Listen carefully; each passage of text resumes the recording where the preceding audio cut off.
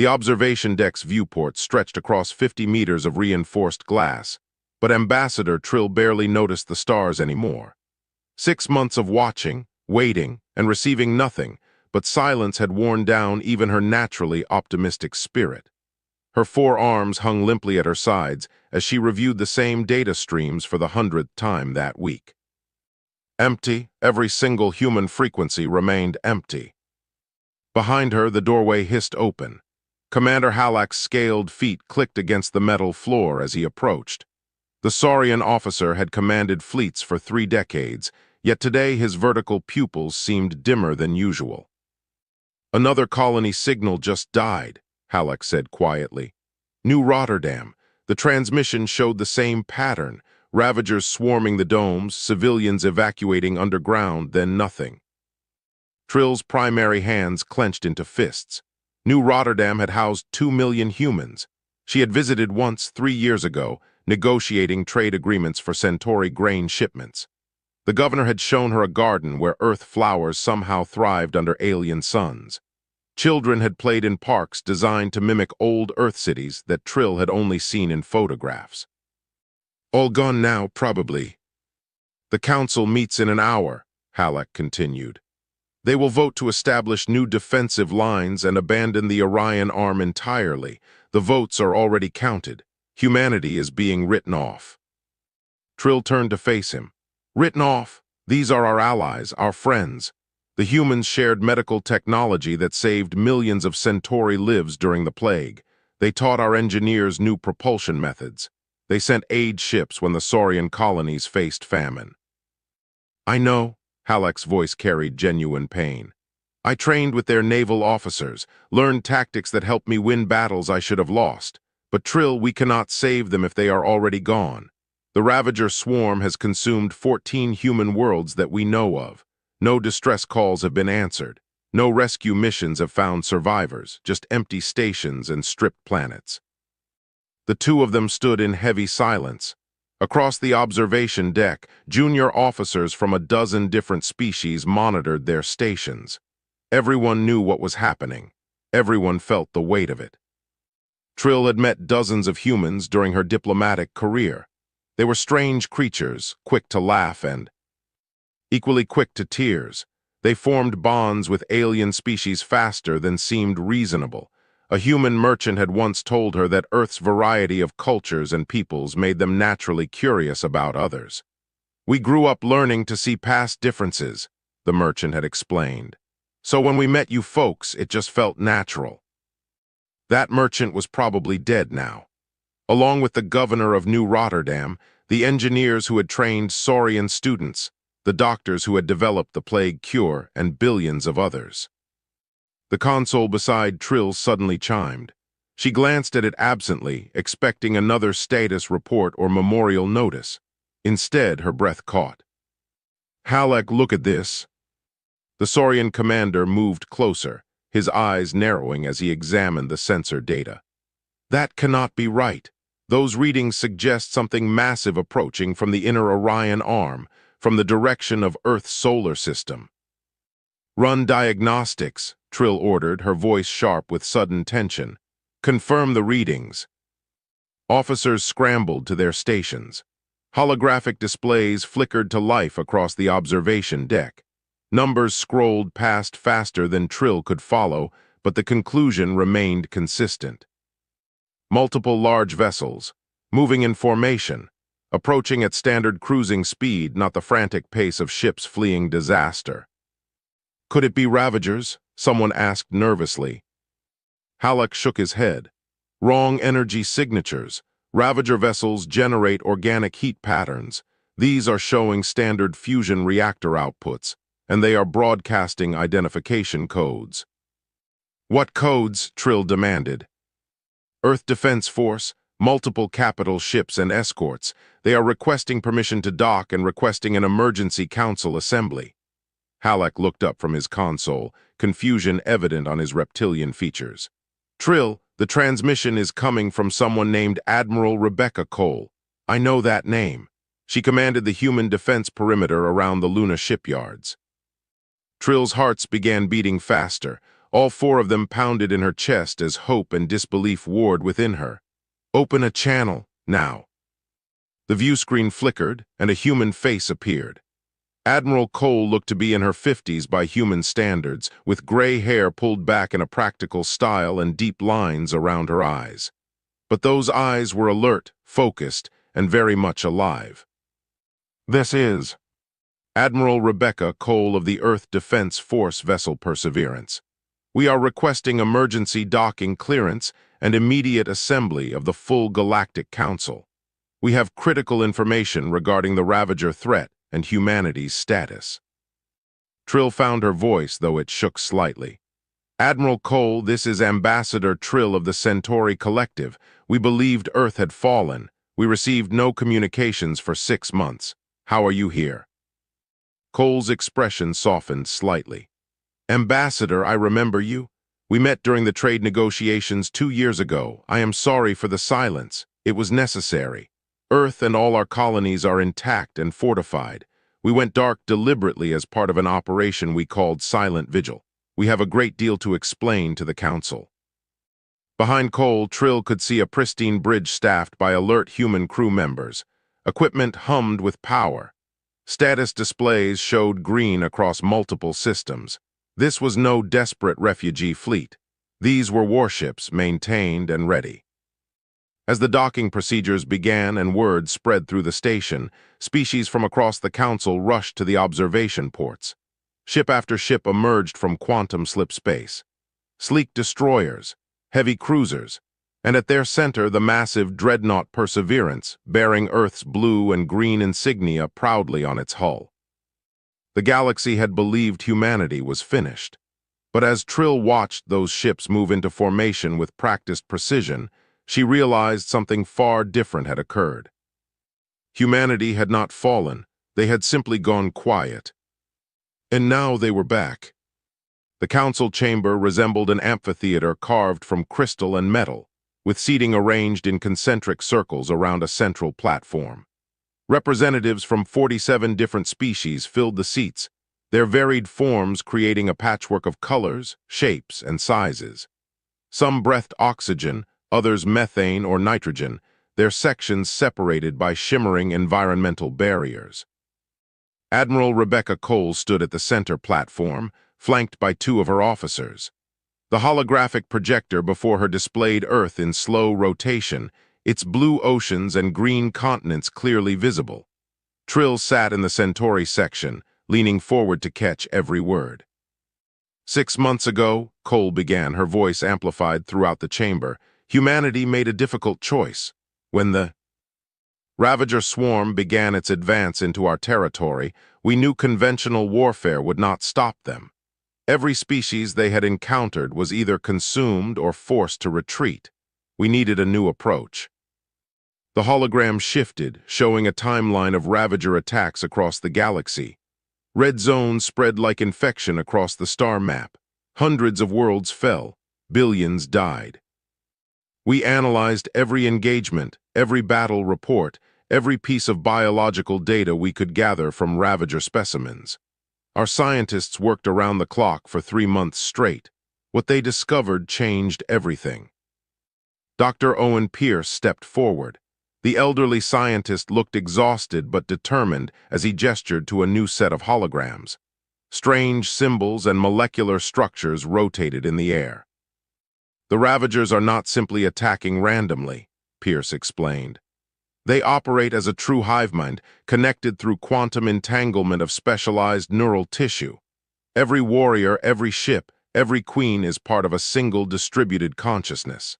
This gives them perfect coordination but also creates a critical vulnerability." A Saurian council member raised his clawed hand. "What vulnerability? We have studied Ravager biology for decades without finding weaknesses." Pierce smiled grimly. "You were looking at individual organisms. We looked at the network itself. Quantum entanglement can be disrupted with precise frequency modulation. Think of it like shouting into a radio network so loudly that no one can communicate. We developed what we call dissonance weapons. When activated near Ravager forces, they cannot coordinate, cannot receive orders, cannot function as a unified force." Murmurs spread through the chamber. Some council members looked hopeful, others remained skeptical. Cole raised her hand for silence. The dissonance technology was only part of our answer. We also developed defensive shields capable of withstanding Ravager acid attacks, new armor plating that their bioplasma cannot penetrate, and most importantly, a nanite weapon we call spore killers. The hologram showed microscopic machines swarming through the air. Ravagers reproduce through spore colonies, Cole explained. These nanites target and destroy those colonies at the molecular level, cut off their reproduction, disrupt their communication, and suddenly the unstoppable swarm becomes manageable. A crystalline being near the top of the chamber spoke in tones like ringing bells. This is impressive research, but why the silence? Why let us believe you had fallen?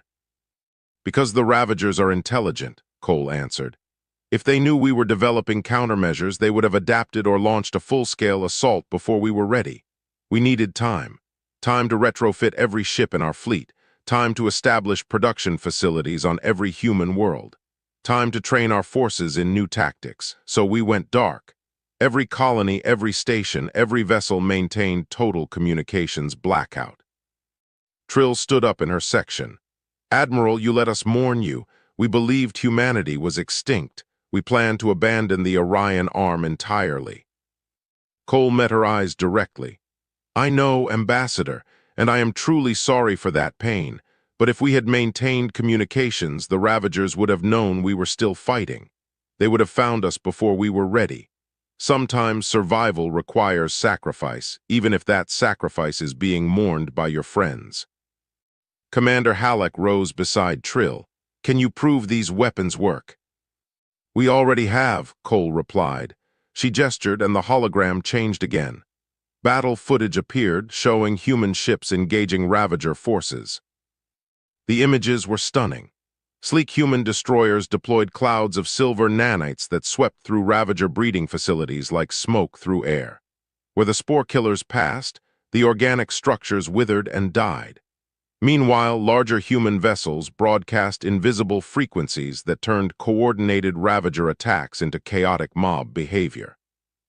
In one clip, a Ravager hive ship fired on its own forces. In another, warrior-class organisms fought each other in confused frenzy. Throughout it all, human forces maintained perfect formation, their new shields shrugging off attacks that would have destroyed their old vessels. Over the past 2 weeks, Cole continued, we have conducted operations in 3 systems that had fallen to Ravager control. All 3 systems have been liberated with minimal human casualties. The Ravagers cannot adapt quickly enough to counter multiple simultaneous disruptions to their network. The chamber erupted in dozens of languages. Some species cheered, others demanded more proof.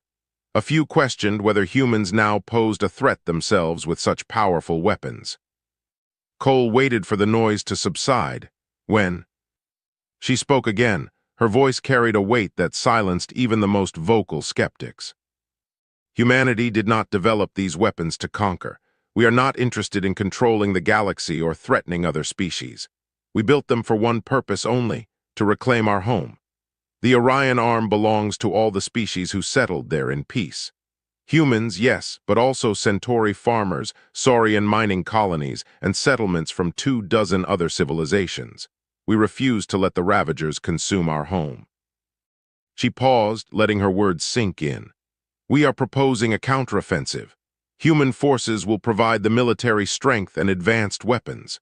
We ask only that the Council provide logistical support, medical assistance, and coordination with any surviving military forces in the occupied territories. Together, we can push the Ravagers out of the Orion arm and establish defenses strong enough to prevent their return. Trill felt tears forming in her eyes. All 4 of her hands pressed against her chest as emotion overwhelmed her.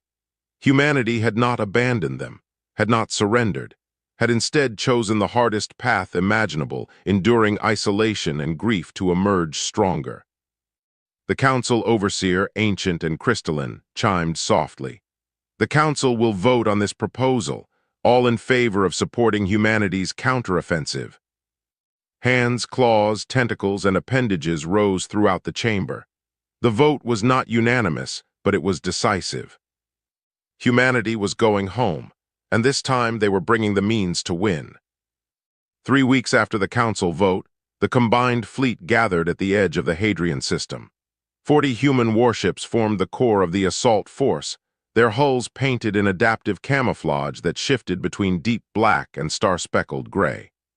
15 council vessels hung in supporting positions, their varied designs reflecting the different species who had sent them.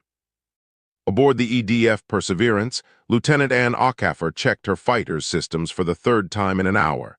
Everything showed green, but her hands would not stop moving across the controls. She had trained for this moment through 6 months of isolation on Earth, running simulations until she could fly the new interceptor design in her sleep. Now the real test approached. Nervous, asked her wingmate pilot Sam Brooks through the squad channel. Terrified, Anne admitted honestly, "My parents lived in Hadrian Colony, agricultural sector. When the Ravagers hit, they sent one final message saying they loved me, then nothing. Then let's make sure their sacrifice meant something." In the command center, Admiral Cole studied the holographic tactical display with Commander Halleck at her side. The Saurian officer had requested assignment to her flagship, claiming he wanted to see human tactics in action. Cole suspected he also wanted to witness whether humanity's promises were real or merely desperate hope. "Sensor data confirmed," reported Dr. Pierce from the science station. 3 planets fully infested. We are detecting Ravager biosignatures in the billions, multiple hive ships in orbit, and there is a Queen carrier in the inner system. Halleck hissed softly. "A Queen carrier? I have only seen one of those once before. It commanded 3,000 warrior vessels and consumed an entire star system in 2 weeks. "Then we will have to be thorough," Cole replied calmly. "Activate dissonance network. All units prepare for deployment." Across the fleet, specially modified satellites launched from human cruisers. They spread throughout the system like seeds in wind, each one broadcasting its portion of the disruption field. Within minutes, an invisible web of quantum interference blanketed the entire region. Ambassador Trill watched from the observation deck of a council medical frigate. She had insisted on witnessing the assault despite protests from Cole and the council overseer. Some moments required witnesses, she had argued. History needed eyes to see it unfold. The first wave of human fighters launched in perfect formation. Anne guided her interceptor through the deployment sequence, feeling the familiar weight of acceleration press against her chest. Her squad consisted of 12 pilots, all volunteers who had lost someone to the Ravagers. "Approaching upper atmosphere," reported squad leader Lieutenant Davis. "Deploying spore killers on my mark. 3, 2, 1, release." Silver clouds erupted from the fighters' underbelly dispensers. The nanites spread rapidly, riding atmospheric currents down toward the surface where Ravager breeding colonies pulsed with organic activity. Within seconds, the microscopic machines reached their targets. Trill magnified the feed on her display and felt her stomachs twist with grim satisfaction.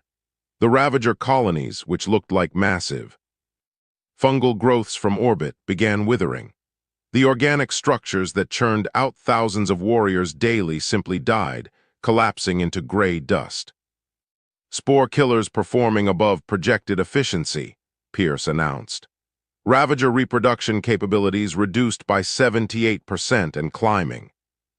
Then the dissonance weapons activated. The effect was invisible to standard sensors, but its results were immediate and dramatic. Ravager hive ships that had been moving in coordinated defensive patterns suddenly lurched in random directions. Some fired on empty space. Others targeted their own forces. The perfect unity that made the swarm so terrifying shattered like glass. "They are confused," Halleck observed with wonder. "I have never seen Ravagers behave this way." "They are not designed to function independently," Cole explained. "Strip away their connection to the hive mind, and they are just animals acting on instinct. Dangerous animals, but no longer an intelligent military force." The human capital ships advanced. Their new shields held firm as Ravager bioplasma washed over them in emerald waves. The vessels pressed forward into orbit, their weapons systems targeting Hive ships with methodical precision. And Squad engaged Ravager atmospheric fighters, the insected craft that usually swarmed human vessels in suicidal waves. But today, the Ravagers flew erratically. Some attacked each other, others simply drifted in confused spirals. "This is almost too easy," Sam said over the Squad channel. "Stay sharp," Davis warned. "Easy is when you make mistakes." The warning proved prophetic seconds later. A Ravager Queen carrier, larger than 3 human destroyers combined, suddenly emerged from behind the system's largest moon. Its organic armor was scarred from countless battles, and unlike its smaller cousins, it seemed less affected by the dissonance field. "All human vessels, the Queen is moving to engage," Cole's voice cut across every channel. "She has enhanced shielding against our disruption tech. We need to take her down conventionally." The destroyer EDF Santiago moved to intercept, its captain volunteering his vessel for the dangerous approach. Ravager warrior ships swarmed toward it, but the Santiago's new defensive systems held firm. The destroyer fired salvo after salvo into the Queen carrier's hull, boring through organic armor layer by layer. But the Queen fought back.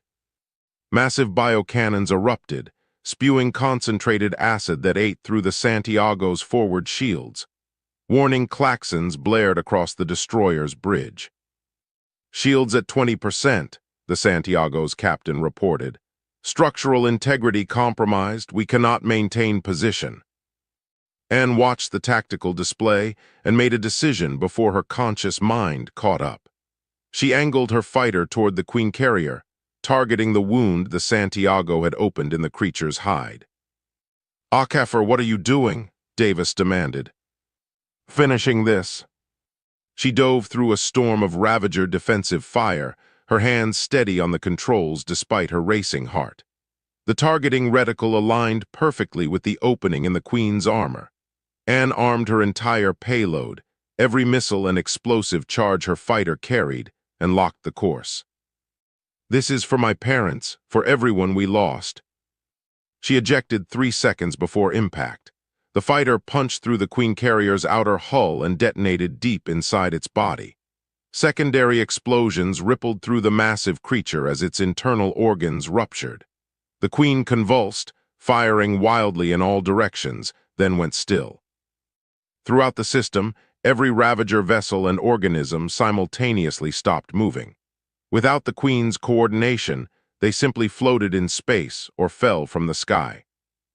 Trill watched a rescue shuttle retrieve Anne from space, the pilot's face visible through her helmet. The human was crying and laughing simultaneously, emotions that seemed contradictory yet somehow perfectly appropriate.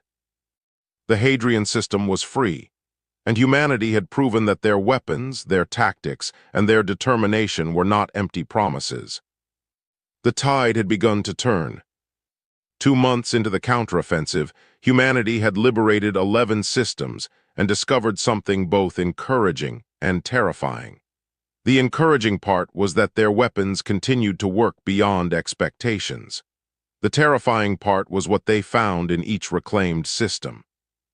Forward Operating Station Liberty floated in the Kepler region, a massive structure assembled from prefabricated sections and built in less than 3 weeks.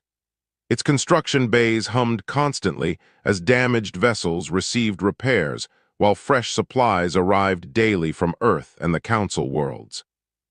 Inside the strategic planning room, Admiral Cole stood before a 3-dimensional projection of the Orion arm. Red zones indicated Ravager control. Blue zones showed liberated space, and at the center of the red zones, deeper than any human force had ventured, pulsed a single orange marker. "Intelligence from our deep reconnaissance probes confirms it," Dr. Pierce said grimly. "There is a central Queen mind in the Epsilon Reach. She is not just larger than the Queens we have been fighting. She is the source. Every Ravager in this sector ultimately traces back to her genetic line and neural network." Halleck studied the projection with his experienced tactical eye. The Epsilon Reach is protected by thousands of Ravager vessels. Some of our people attempted an assault there 15 years ago. Only one ship returned, and it was barely functional. Which is why we need a different approach, Cole replied. She gestured, and the projection shifted to show a complex three-stage plan. Operation Homecoming. We hit them with everything we have, but not all at once. Phase 1 establishes forward positions and draws their forces out. Phase 2 creates a distraction here. She indicated a cluster of mining colonies. Phase 3 is a stealth insertion directly into the prime nest while they are focused elsewhere. Trill, who had become a permanent fixture on Cole's staff, spoke up. A stealth insertion? Admiral, the prime nest will be the most heavily defended location in Ravager space. Which is why it has to be small and precise, Cole agreed. We send in a team with experimental cloaking technology. They deploy a massive dissonance bomb at the Queen Mine's location. The device will generate a disruption field so powerful it will sever every Ravager connection simultaneously across multiple sectors. And the team? Asked Lieutenant Ann Aucoffer, who had been promoted after her actions at Hadrian. Cole met her eyes directly. I need volunteers who understand this is likely a one-way mission. The bomb requires manual arming. Whoever deploys it will not have time to escape the blast radius.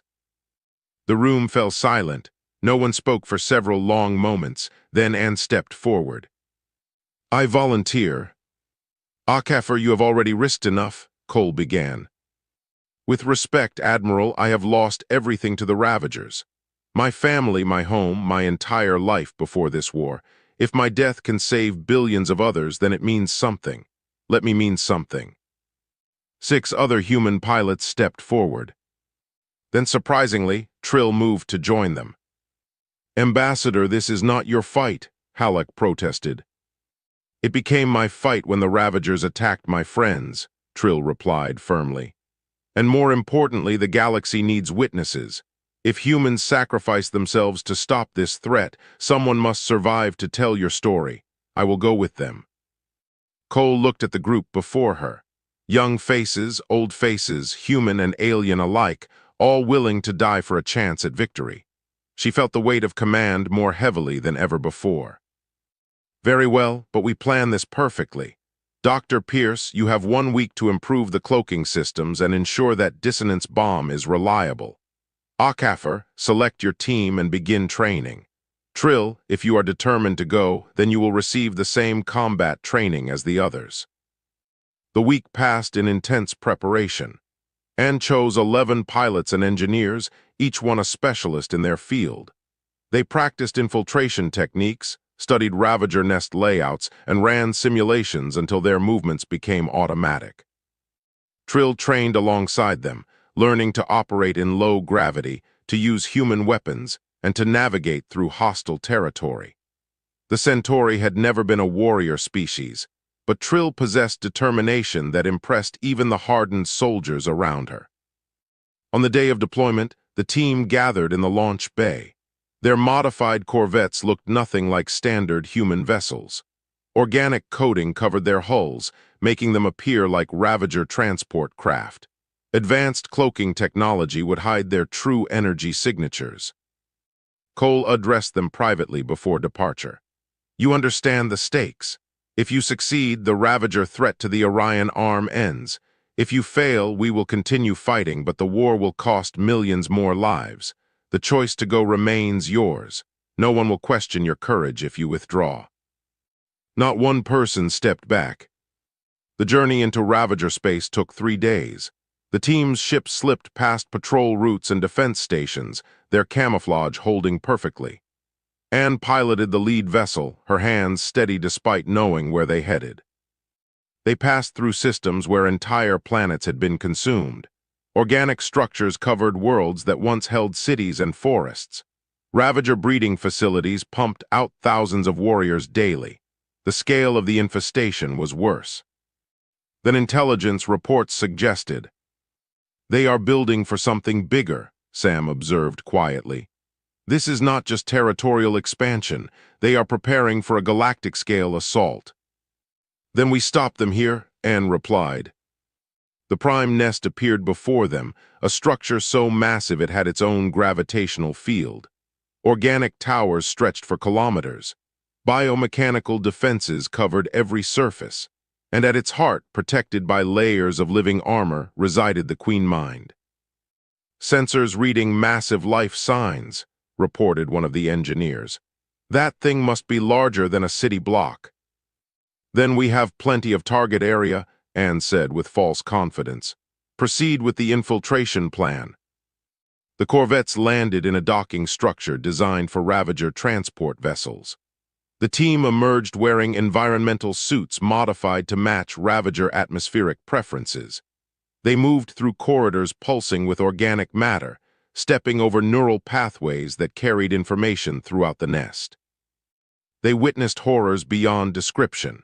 Ravager warriors being spawned in the thousands, captured aliens being processed for biological material. The Queen Mind's influence permeating every surface, every creature, every atom of this nightmare realm. After 6 hours of careful navigation, they reached the deployment point, a chamber directly beneath the Queen Mind's primary neural cluster. Anne began assembling the dissonance bomb while the team secured the perimeter. Then alarms screamed throughout the nest. Somehow, impossibly, they had been detected. Ravager warriors flooded the corridor. Anne's team fought desperately, their weapons cutting through attackers in bursts of plasma and ballistic fire. But there were too many, always too many. "Get that bomb armed," Lieutenant Davis shouted, firing until his weapon overheated. Anne's fingers flew across the controls. The device powered up, its countdown beginning, 30 minutes until detonation. "We need to evacuate," Sam called out. Anne looked at the countdown, then at the approaching Ravager mass. The math was simple and cruel. They could not fight their way back to the ships, not in 30 minutes, not against thousands of enemies. She made the decision that commanders throughout history have made when victory demands everything. "Change of plans, we detonate manually, right here, right now." "That will kill us all," Trill said quietly. "I know, but we came here to stop them. This ends it." Anne began the manual detonation sequence as her team created a defensive perimeter. They fought together, humans and one brave Centauri, buying seconds that became minutes. Anne's fingers danced across the dissonance bomb's control panel, while plasma fire lit up the chamber around her. The countdown had been reduced to 90 seconds. The device was already beginning to hum with power that would tear quantum connections across thousands of light years. "Everyone fall back to the center," she shouted over the weapon fire. The team collapsed inward, forming a tight circle around the bomb. Sam fired his last magazine into the approaching Ravager mass. Lieutenant Davis threw his empty weapon aside and pulled out a combat blade. They were soldiers making their final stand, and they faced it with the same courage that had defined humanity throughout history. Trill stood beside Anne, her 4 arms wielding weapons she had learned to use in just 1 week of training. The Centauri ambassador had spent her life negotiating peace, arranging trade agreements, and building bridges between species.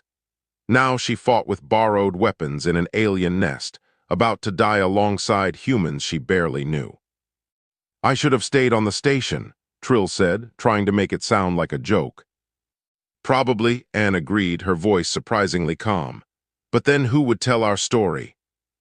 "Story?" Trill fired at a Ravager warrior crawling along the ceiling. "We will all be dead in 60 seconds." Anne looked at the chamber around them. It was circular, with organic walls that pulsed like living tissue. Above them stretched meters of dense biological matter before reaching the Queen Mind's neural cluster. But the walls also contained dozens of what looked like ventilation shafts, tubular openings that carried atmosphere throughout the nest. An idea struck her, desperate and unlikely, but better than certain death. "Trill, how much do you weigh?" "What? Why does that matter?" "Because I think I can save one of us. Those tubes probably connect to the outer sections of the nest. If we can get you into one and seal you in a survival pod, the blast might push you out rather than kill you." That is insane, Trill protested. Got a better idea?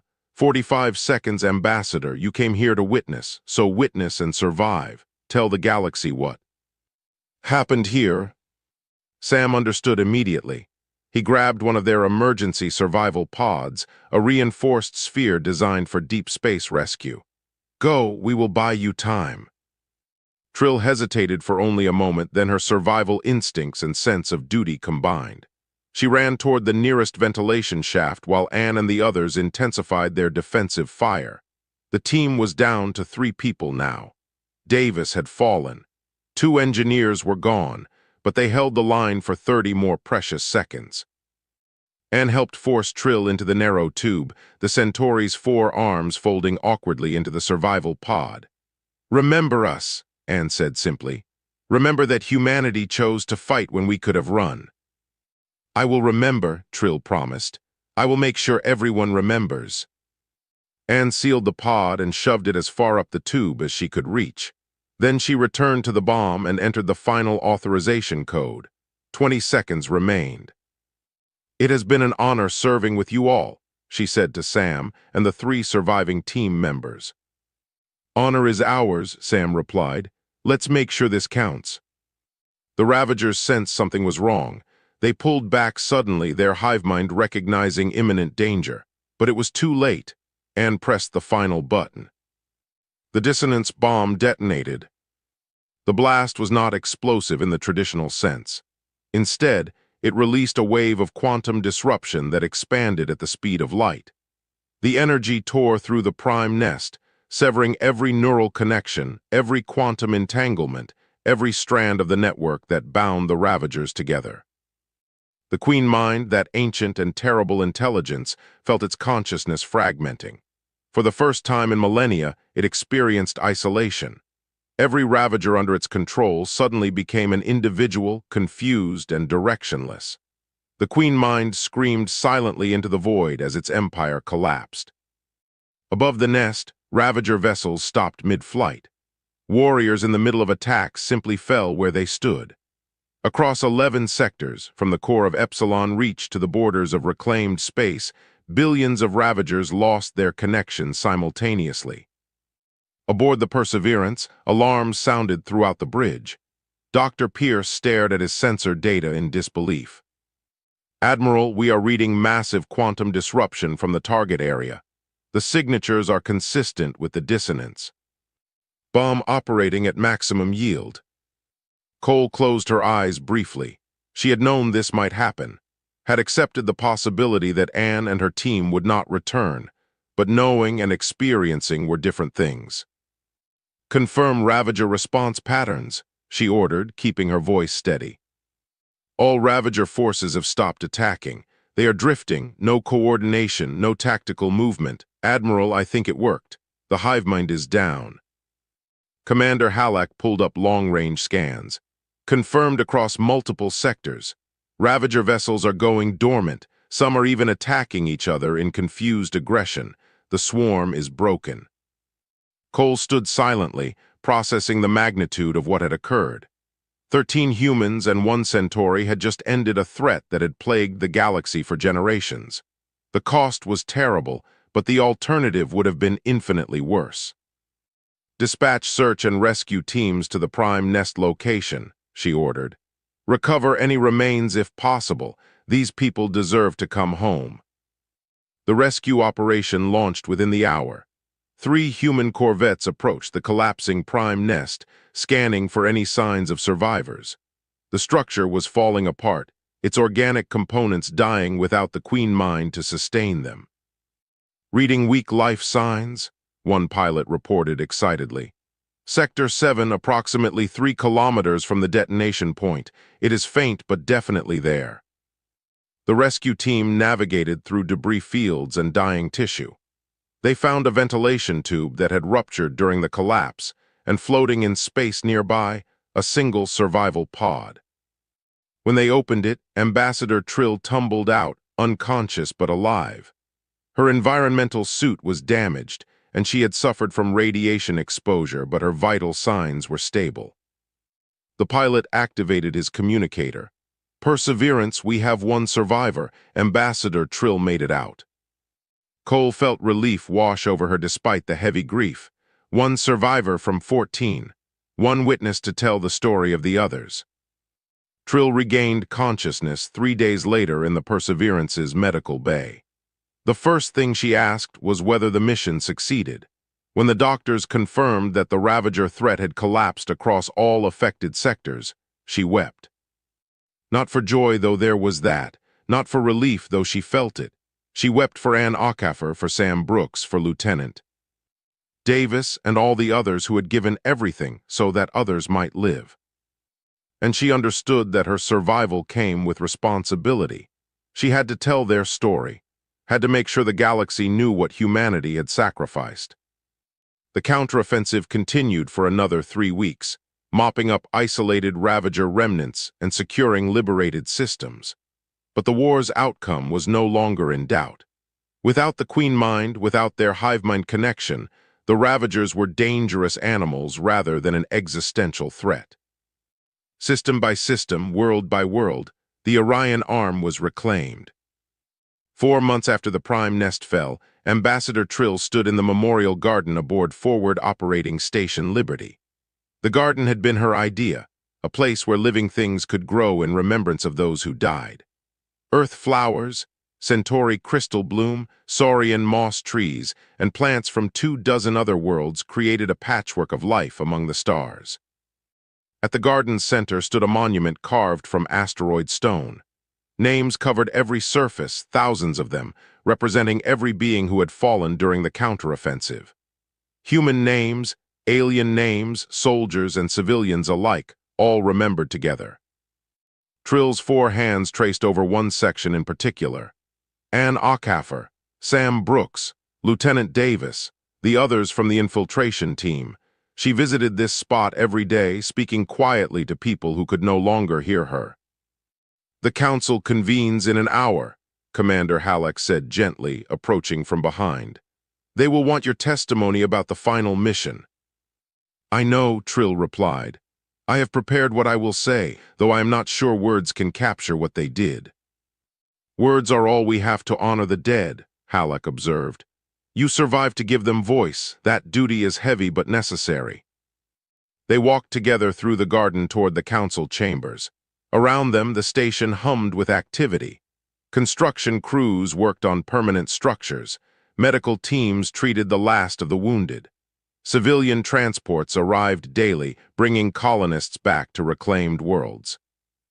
The Orion arm was healing. The council chamber had been rebuilt larger than before. New seats had been added to accommodate representatives from liberated colonies. The crystalline overseer presided as always, but now Admiral Cole sat in a position of equal prominence, representing humanities. New status. When Trill entered, conversations stilled. Everyone knew why she had been called to testify. The full story of the Prime Nest mission had been classified while military operations continued, but now the council demanded truth. Trill approached the central platform and stood where Admiral Cole had stood months ago, when humanity revealed they still lived. The holographic projector activated, showing images from her survival pod's external cameras, the approach to the Prime Nest, the infiltration, the desperate fighting. "I will not minimize what happened," Trill began, her voice steady despite the emotions beneath. 13 humans volunteered for a mission they knew would likely kill them. They did not do this for glory. They did not do it for rewards or recognition. They did it because it was necessary. The hologram showed Ann Ockafer assembling the dissonance bomb, while battles raged around her. Lieutenant Ann Ockafer lost her parents in the initial Ravager invasion. She could have chosen to live safely on Earth during the counteroffensive. Instead, she volunteered for the most dangerous mission we conceived. In the final moments, when detection seemed certain, she chose to detonate manually rather than risk mission failure. Trill paused, gathering her composure. "She saved my life, forced me into an evacuation pod, and sealed me away. Her last words to me were, 'Remember us.' So I will remember. I will spend the rest of my life making sure the galaxy remembers." The images continued. The detonation, the collapse of the prime nest, the death of the queen mind. 14 people went into that nest, Trill said. Only I survived, and only because Ann Ockhaffer made it so. These humans taught me something about courage. It is not the absence of fear. It is choosing to act despite fear, choosing others over yourself, choosing the future over the present. She looked directly at the overseer. The council asked me to witness humanity's actions so we could judge whether they deserved our support. I have witnessed, and I say humanity does not need our judgment. They need our gratitude. Admiral Cole stepped forward when Trill finished. The counteroffensive claimed 14,000 human lives and 3,000 from allied species. Every name is recorded in our memorial gardens, every sacrifice honored. But we won. The Orion arm is free. Ravager forces have been eliminated or driven back beyond our borders, and we have established defensive networks that will prevent their return. The overseer chimed softly. The council recognizes humanity's extraordinary service and sacrifice. We propose the following resolutions. First, Earth and all human colonies are granted full membership in the Galactic Council with voting rights on all matters. Second, humanity is designated as a guardian species, entrusted with defense coordination for the Orion arm. Third, human defensive technology will be shared with all council members to strengthen our collective security. Votes were cast. The resolutions passed with overwhelming support. But Cole raised her hand. There is one more thing the council should know. Humanity did not fight this war alone. Ambassador Trill risked her life on our most dangerous mission. Commander Halleck provided tactical expertise that saved thousands of lives. Medical teams from 11 species treated our wounded. Supply convoys from across council space kept our fleets operating. She gestured to the beings filling the chamber. What we accomplished together. Yes, humans provided weapons and warriors, but you provided hope, resources, and proof that some things are worth fighting for. Let history record that the Orion arm was saved not by humanity alone, but by every species willing to stand against darkness. 3 days later, Trill attended a smaller, more private ceremony. The first civilian transport had returned to Hadrian, landing in what remained of the agricultural sector where Anne's parents had lived. The colony had been devastated by the Ravagers, but human resilience and council aid were rebuilding it. Where organic corruption had spread, now green shoots pushed through soil. Where breeding facilities had pulsed with horror, now construction equipment laid foundations for new homes. Admiral Cole stood beside Trill in a memorial plaza. Workers had cleared away Ravager debris and created a peaceful space overlooking valleys that would one day be farmland again. Anne's parents were cremated here after the invasion, Cole explained quietly. Their ashes were scattered in the fields they loved. It seemed appropriate to honor their daughter in the same place. She placed 3 medals on a memorial stone carved with Anne's name. One for valor, one for sacrifice, one simply engraved with Hero of Humanity. She never got to see this, Trill observed, looking at the rebuilding colony. No, Cole agreed. But because of her, millions of others will. Children will play in these fields. Families will build lives here. The crops will grow, the seasons will turn, and life will continue. That is what she died for, not for glory or recognition, for life itself. They stood in silence as the local sun set. Around them, other mourners gathered. Soldiers Anne had served with, council representatives honoring the alliance she helped forge, colonists returning to reclaim their world. As darkness fell, lights began appearing across the valley. Not the sickly bioluminescence of Ravager structures, but warm electrical lights from human habitats, work camps, and construction sites. Each light represented hope, determination, and the refusal to surrender to fear. The galaxy believed the Orion arm had fallen, Trill said softly. They were wrong. Cole nodded. Humanity had not fallen. We merely took a breath, and when we rose